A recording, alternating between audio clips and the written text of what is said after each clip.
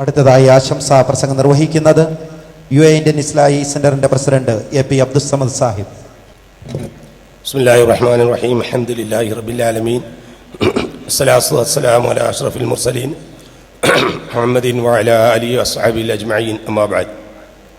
KNMന്റെ സംസ്ഥാന പ്രസിഡന്റ് ബഹുമാന്യനായ TP അബ്ദുൽ ഖായ മദനി സാഹിബ്, കേരള സംസ്ഥാന മുസ്ലിം ലീഗിന്റെ general secretary KPA Majeed Sahib, വേദിയിലുള്ള പണ്ഡിതന്മാരെ, നേതാക്കളെ, സുഹൃത്തുക്കളെ, അസ്സലാമു അലൈക്കും.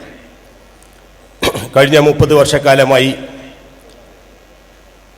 പ്രവർത്തിച്ചു വരുന്ന ജാമിയ സലഫിയ ആ സ്ഥാപനത്തിൻ്റെ പ്രൗഢോജ്ജാലമായ 30ാം വാർഷിക ദിനം നാം ആഘോഷിക്കുകയാണ്.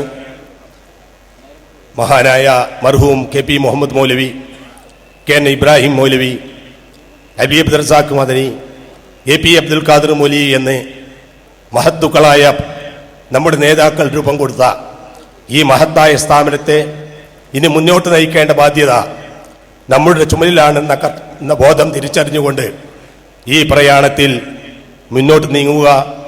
ഈ സ്ഥാപനത്തിന് UA ഇന്ത്യൻ ഇസ്ലാഹി സെന്ററിന്റെ എല്ലാവിധ ആശംസകളും അർപ്പിക്കുന്നു.